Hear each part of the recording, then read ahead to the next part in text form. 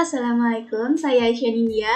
Di sini saya akan menjelaskan sedikit tentang kaidah pencacahan. Apa itu kaidah pencacahan? Kaidah pencacahan adalah sebuah kaidah atau cara yang digunakan untuk menghitung seluruh kemungkinan yang bisa terjadi di dalam suatu percobaan tertentu.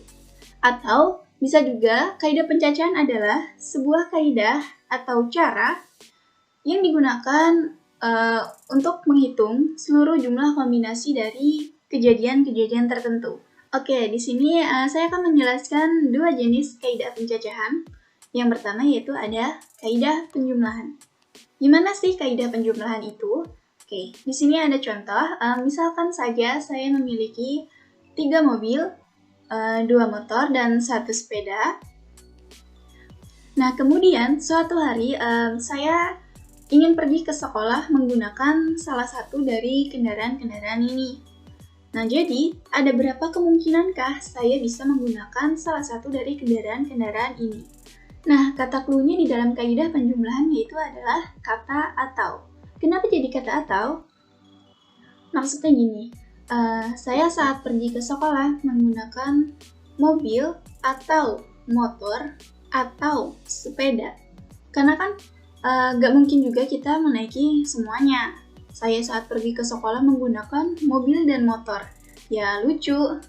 Nah, jadi kita pasti memakai salah satu dari kendaraan-kendaraan ini. Oke, sekarang kita akan melakukan perhitungan. Nah, ada berapa cara atau kemungkinan sih di sini? Oke, pertama caranya, di sini kita memiliki 3 mobil. Jadi 3 mobil itu 3.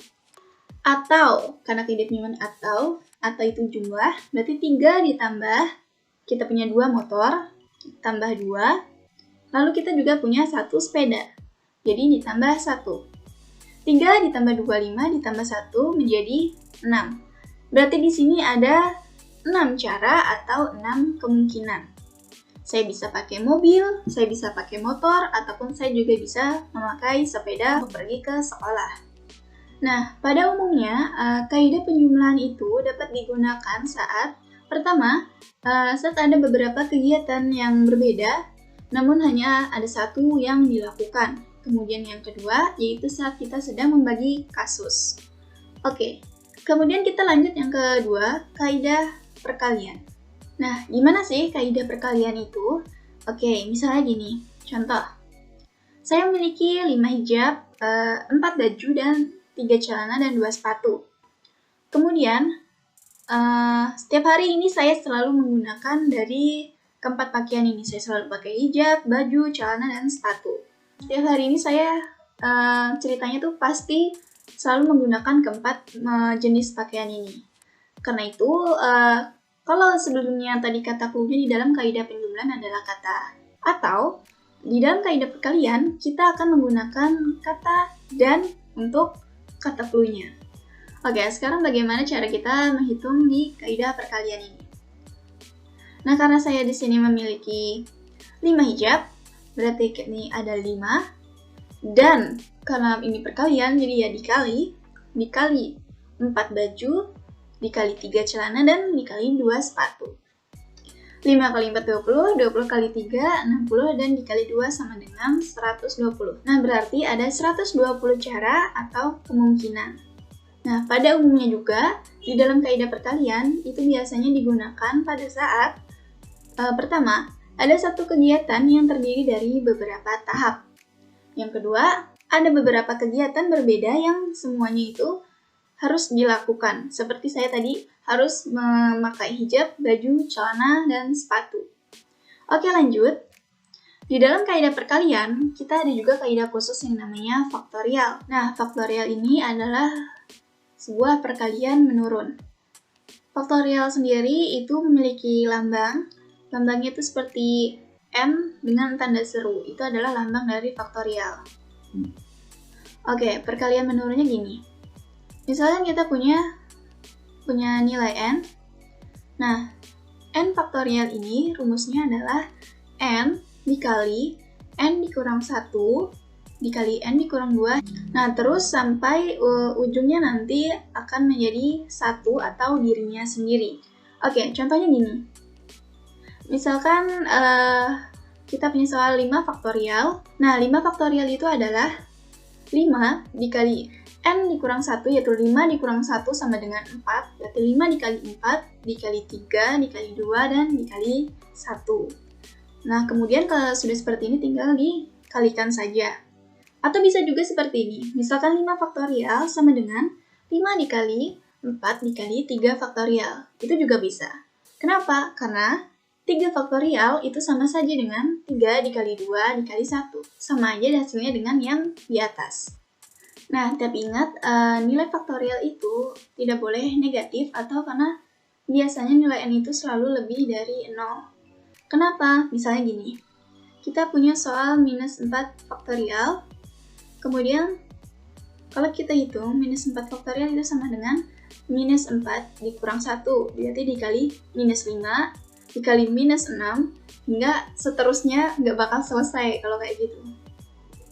Nah, maka dari itu, nilai n itu selalu lebih dari 0 atau tidak boleh negatif. Oke, contoh soalnya gimana? Contoh soalnya begini. Misalkan saja, susunlah abjad B, A, K, S, O.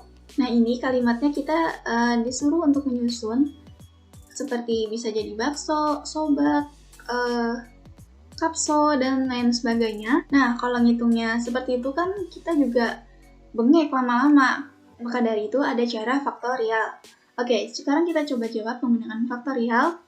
Nah, dari abjad ini kita hitung ada B, A, K, S, dan O. Nah, berarti jumlahnya ada 5. Berarti N-nya sama dengan 5, karena ada B, A, K, S, O. Kemudian, 5 faktorial tadi seperti apa? Ini sudah ada yang dicontoh. Yaitu 5 dikali 4 dikali 3 dikali 2 dan dikali 1 sama dengan 120. Nah, berarti ada 120 susunan yang bisa dibentuk dari 5 huruf B, A, K, S, O ini, seperti bakso, sobak, dan lain sebagainya. Nah, oke, sekarang kita akan langsung ke contoh soalnya.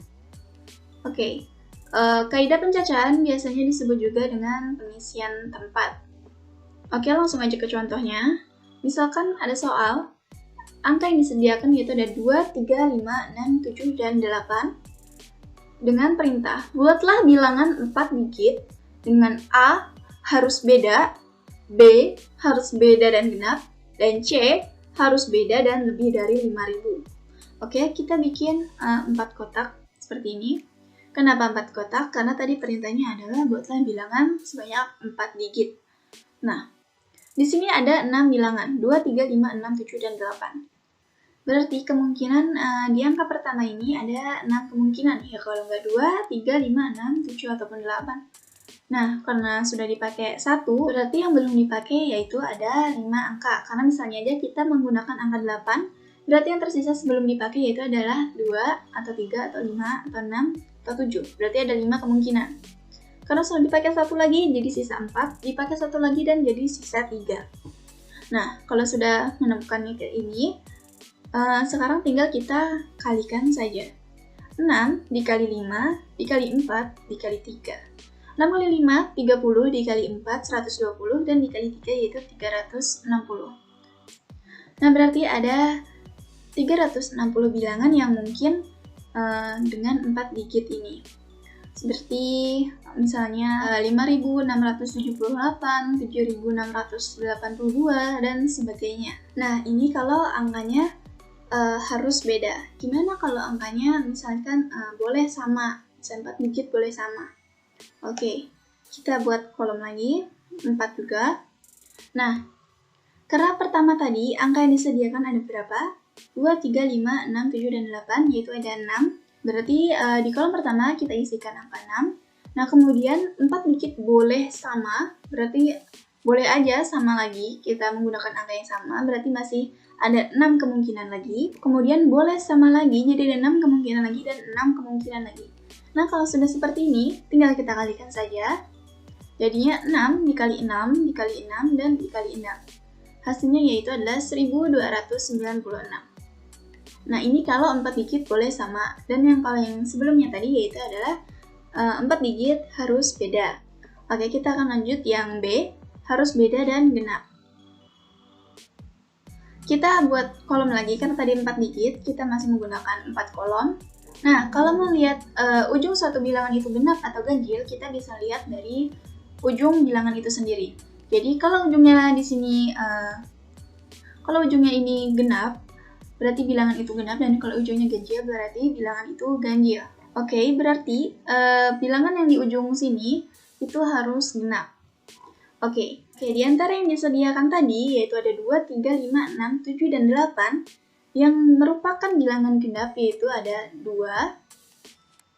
kemudian juga ada 6, dan juga ada 8. Berarti ada 3 kemungkinan dari bilangan ini yang bisa berada di ujung bilangan itu. Nah, yang berarti ada 3 kemungkinan bilangan itu genap, yaitu bisa ada 2, bisa 6, dan bisa 8. Bukan angka 3, tapi melainkan 3 kemungkinan. Nah, karena tadi ada 6, karena yang disediakan tadi ada 6 angka, karena kita sudah memakai 1 untuk di belakang sini, bisa 2 atau 6 atau 8, berarti 6 dikurangin 1, dikurang 1 bilangan yang sudah kita pakai di belakang, berarti sisa 5. Berarti di kolom pertama kita isikan angka 5, kemudian karena sudah dipakai 1 lagi, kita isikan 4, kita kurang 1 lagi, jadi isikan 3. Nah, jika sudah seperti ini, tinggal kita kalikan saja. Bisa 5 dikali 4, dikali 3, dan dikali 3. 5 kali 4, 20, dikali 3, 60, dan dikali 3, 180. Nah, berarti ada 180 bilangan yang mungkin. Oke, sekarang kita akan lanjut yang C. Yang C tadi yaitu soalnya adalah harus beda, tetapi lebih dari 5.000. Lebih dari 5.000 itu berapa sih? Nah, bisa 5.000 sekian kan? 5.678 dan sebagainya. Oke, kita juga tetap buat 4 kolom karena yang diminta 4 digit. Yang artinya angka yang di depan, angka di paling depan itu harus lebih dari 5.000. Berarti itu minimal 5, itu 6, ada 7, dan ada 8. Nah, berarti ada 4 kemungkinan angka yang bisa kita tempatkan di kolom pertama. Bisa 5, 6, 7, 8. Jadi 5.000 sekian, 6.000 sekian, 7.000 sekian, dan sebagainya. Kemudian, karena tadi ada 6 angka yang disediakan, kita gunakan 1 di depan. Berarti angkanya sisa 5. Jadi itu sebabnya di kolom kedua angka 5. Kemudian di kolom ketiga terpakai 1 lagi, berarti sisa 4. Kemudian sisa 3. Jika sudah seperti ini, tinggal kita kalikan lagi. Yaitu 4 dikali 5 dikali 4 dan dikali 3. 4 dikali 5 20, 20 dikali 4 80, dan 80 dikali 3 sama dengan 240. Yang berarti ada 240 bilangannya.